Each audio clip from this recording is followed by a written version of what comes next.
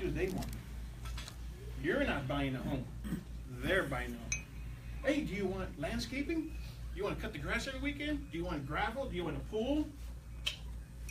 You want to put a pool in? You know, what do you want? Listen, listen, listen. Follow up, follow up, follow up, follow up.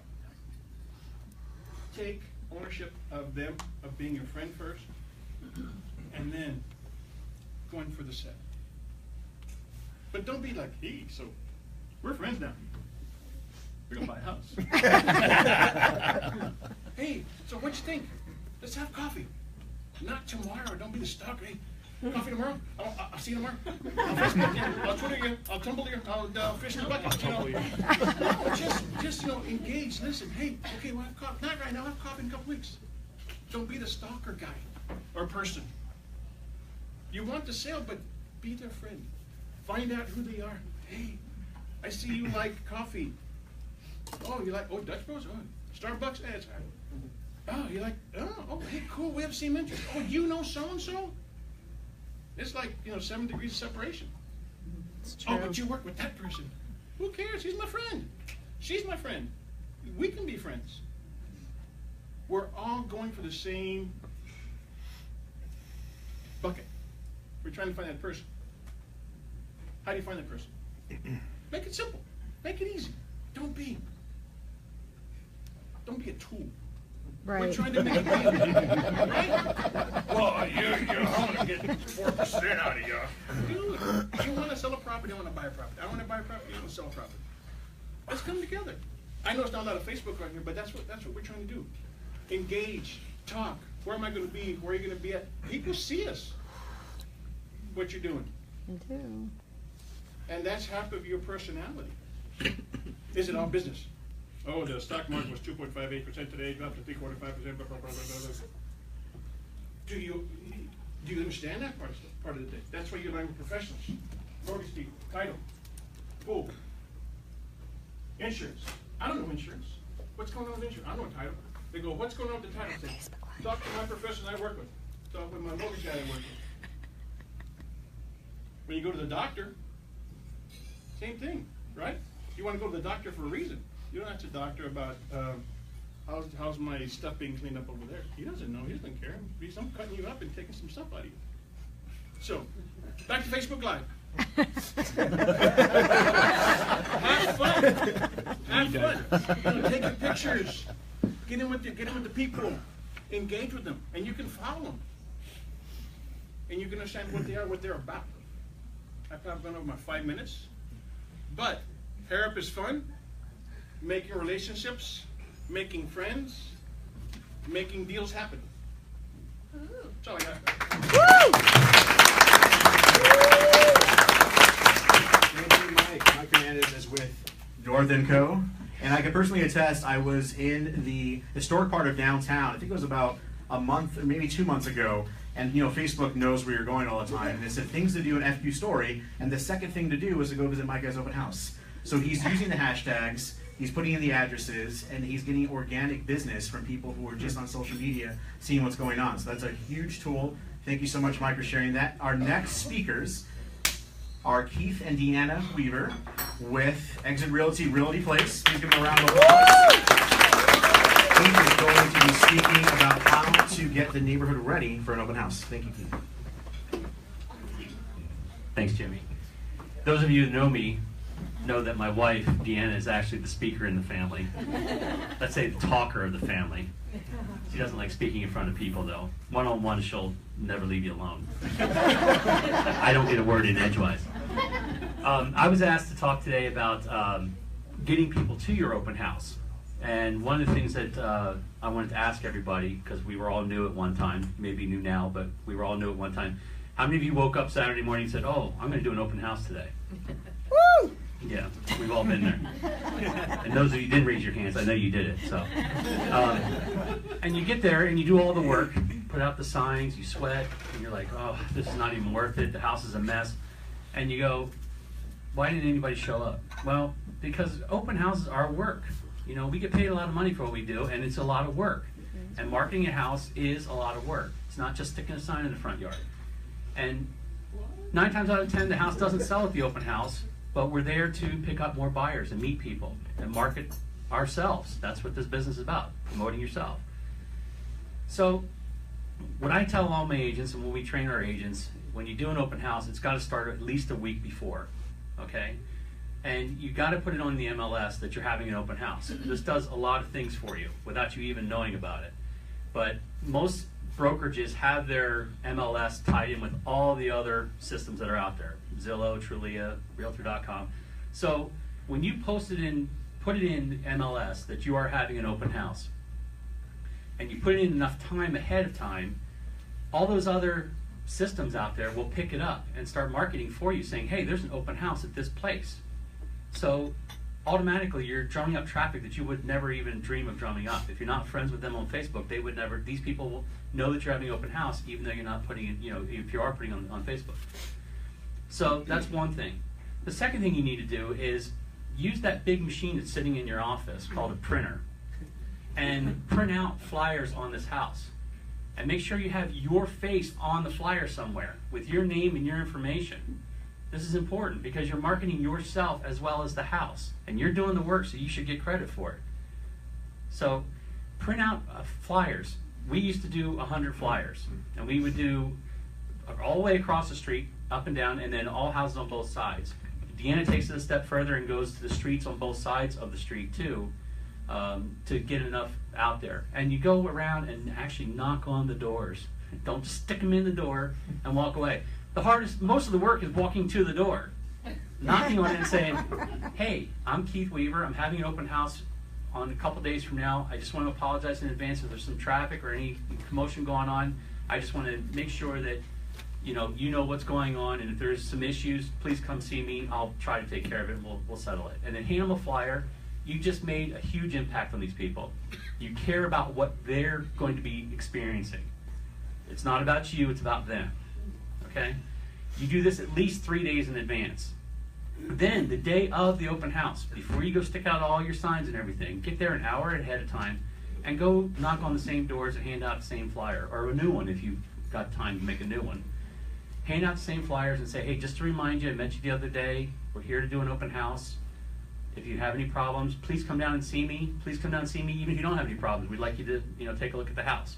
But at least you're getting your name, your information out there, and let them know that there's going to be signs out there pointing in certain directions. Some of you may even have to get some permission to sit a sign because it's going to be encroaching on their yard, because some of these places don't have sidewalks, and you don't know where the easements are or whatever. So get permission to stick a sign in the front yard. Say, hey, I'm just going to be pointing it down the street. It'll only be there a couple hours. Please, let me know if it's a problem. So now it's day of the open house. My wife says, we tell all our agents, and this is one of the first things she says, is have an open house survival kit in your car at all times, in the trunk, in the back, whatever. Because some of you are going to be doing open houses that are in vacant houses. Well, yeah, the power and water's on, but there's nothing else there. And sooner or later, nature does call, and you're like, oh crap, what do I do now? So yeah, no pun intended. Thanks, Mike. So it's nice to have just those little extra things in the car: toilet paper, paper towels, hand sanitizer, a little brush to. You get there, the house. If it's been vacant for a while, you might have little critters, dead critters on the floor, whatever. You want to sweep those things up. Just have all those things. We used to carry. They used to sell them. They might still do. Do you think that they still have those collapsible brooms that we used to have? Probably. Yeah, the collapsible brooms, which are awesome. They use them as a dustpan or dust brush, but then you can extend the handle on it and use it as a broom to sweep the floor and get stuff cleaned up and picked up. I just noticed sitting here on the back of your flyers that are in front of all of you, there's a checklist. This is an awesome checklist. I would use this every single time I did an open house, just so you know what to expect and what you should, things to think about. And the first thing on there is sweep and clean the counters. Because when the traffic does come in, and they will come in if you start doing these things in advance.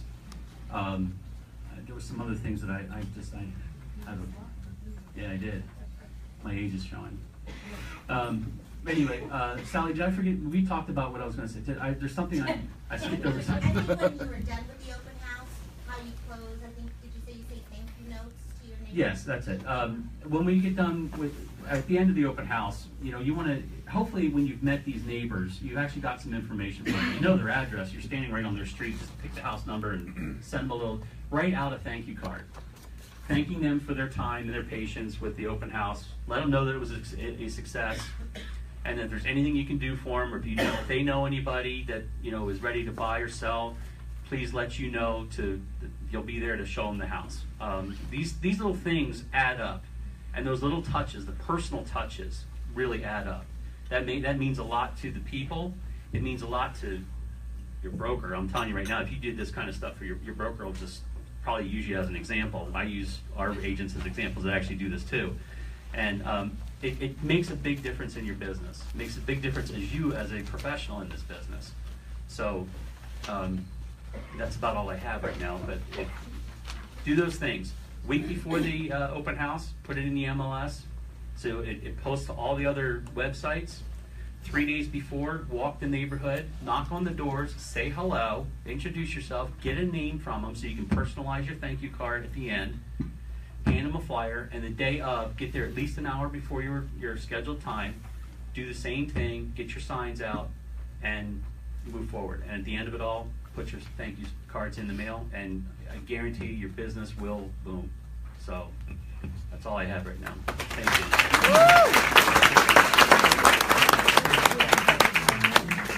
Awesome. Thank you very much, Keith. We appreciate it. All right, our next speaker, I've seen her posts for, I don't know, at least the past year. She's on Facebook Live all the time, Instagram stories, I think even on Snapchat. Plenty of videos. She gets a lot of traction on social media, so I know she has very successful open houses. Please introduce Deb Lord with Revelations Realty.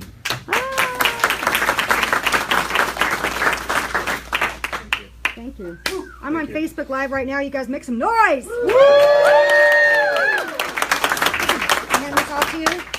Thank you. What am I talking about again? Oh, safety, right? Deanna, I hate talking in public. This is my first time and I'm terrified. I can do video any day, but talking in front of people is like, okay, so, get up. That's right. Check it out. You got this, Dave. You got this. So I was asked to talk a little bit about safety for you ladies out there who are doing open houses. I think that's a really important thing to consider.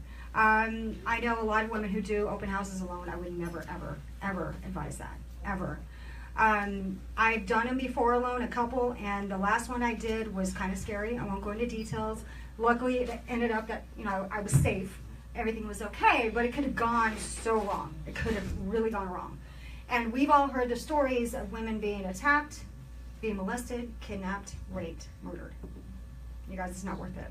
You got families at home. You have a life to live. It's not worth. I hear these women saying, well, you know, I've had all this training. You know, I know how to shoot a gun. I carry it with me. I got my knife. I'm packing. That doesn't mean anything. I mean, if you're in a situation that you haven't been really real life trained for, you know, like the military is, and you're all of a sudden in this situation where this person's attacking you, and I've heard these women say they've had training and they just blink out, right? They don't know how to react. They don't know how to respond. And how easy is it to ask a lender or another agent, hey, can you do an open house with me? 9 times out of 10, you're going to find somebody.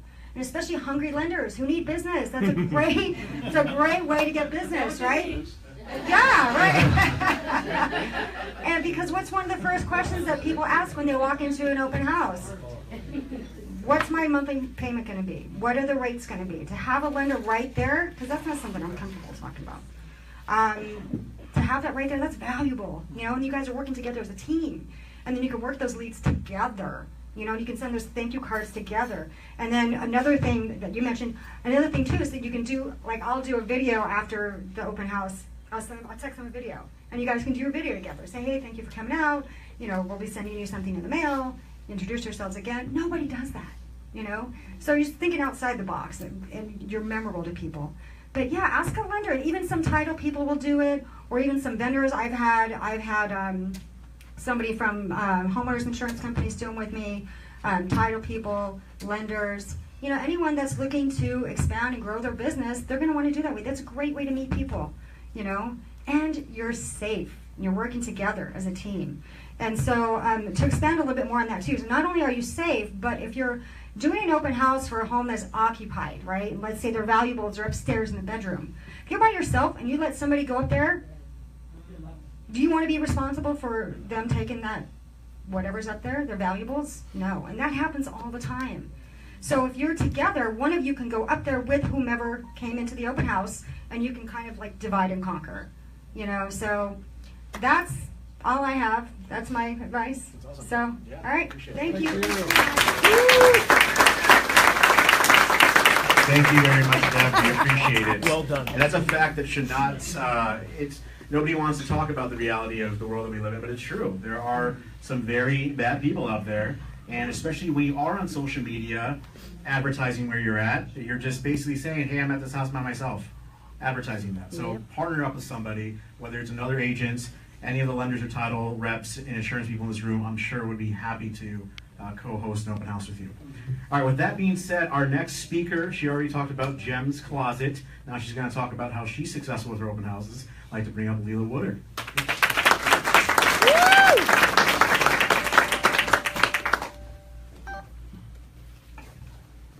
Thanks, Jimmy. I'm Leila Woodard, owner of Vision Realty Pros, and I just want to talk about a few things that I think are important for open houses. The first, they asked me to speak about staging. So this starts with the listing appointment, but staging is very important for open houses. It sets the tone on how the house is going to sell. So I always advise people to see who your target market is for that home. Is it an established neighborhood? Who are going to be the buyers that walk through the door? And stage it appropriate for those buyers. So sometimes that requires a staging consultation to remove things from the house, which is very important. You need to stop appealing to the sellers now and appeal to the future buyers that walk through the house. So a staging consultation is really key. And then I myself have a storage unit full of inventory that I use for staging, and then I also have professional stagers that can come in and help set the tone for the listing. The other things that if it's not your listing, you don't have control sometimes of staging, but furniture placement. You want to make sure that someone walks through the door and they feel like they're not being blocked by furniture, that's in traffic areas, that they can walk through the home comfortably, and that they can also spend time in that home. Sometimes just having someone walk through it for 5 minutes isn't appropriate. You want those people to stay in that home as long as possible and feel how they're gonna, you know, the emotions and feelings that they have in the home. The other things that I think are important is, and it's listed on the flyers, is temperature. Make sure the temperature, I like to set the temperature around 78 degrees. Make sure it's comfortable for the people coming through the home, especially in the summer months.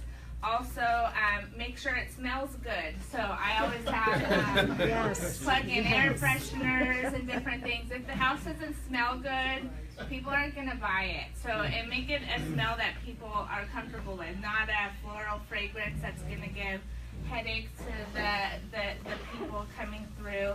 And then, like the Weaver suggested, cleaning. Cleaning is really important. So I often am in front of houses with leaf blowers and brooms, making sure that the curb appeal is good and inside that it's perfect. You have to plan ahead to orchestrate a successful open house.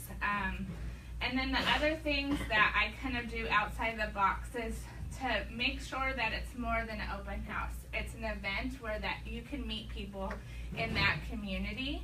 So oftentimes when I get a new listing, I do a sneak peek open house before it's listed for the neighbors. This alleviates all the looky-loos at your open house. So have an invitation mailed to them and delivered at their door to invite them to this catered event that they can enjoy, meet their neighbors, and see this house that's coming to market. Those people are your biggest fans because they love living in that neighborhood. The other things I've done is make it a fun event. So I've had magicians, balloon twisters, face painters, Easter egg hunts, trick-or-treating events, different things that attract people to that open house. You want people to stay there as long as possible. So just kind of think outside the box. You have to invest time and money to have a successful open house. If I'm going to be spending 6 hours of my weekend away from my family, I better believe that people are going to be coming through the house. I'm not going to waste my time with no one showing up. I like very successful open houses. I'm not happy if less than 20 people come through the doors. I've had 106 people at an open house, 5 offers. That was a good day. So I want to make sure that my time is spent well and I make a big impact. I've got a number of clients at open house, but the most important thing is the seller and that home. You're there to sell that property. A lot of agents forget about that. So we aren't there to pick up leads. It's great if you do, but selling that home should be your top priority. And the seller should fire you if you're not doing that. If you're there just to pick up leads, you should not be sitting at open house. So make sure that you're representing that home. You're there to sell it. If that home's not right for them, then you can try picking them up as a lead, but you don't do that beforehand. So that's kind of what I have. You can ask me questions during the Q&A. I've held 18 open houses in the last 2 months, so I know a lot. So thank you. Thank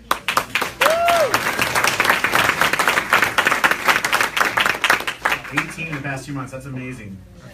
So that should be everybody's goal for the next 2 months, at least 18 open houses. And it's worth it. I mean, your time and investment is huge for you, both monetarily and it is your time away from your family. But you get one transaction out of it, or sell the house, which turns into a referral. I mean, that's business growing just organically from what you're doing already, trying to sell the house. So that's great. Our next speaker, proud to bring up, I've seen him on social media. I've not yet to work with him in person, but at least on social media, he's got it going on. So we're going to hear his tips and tricks for open houses. Dustin Holland.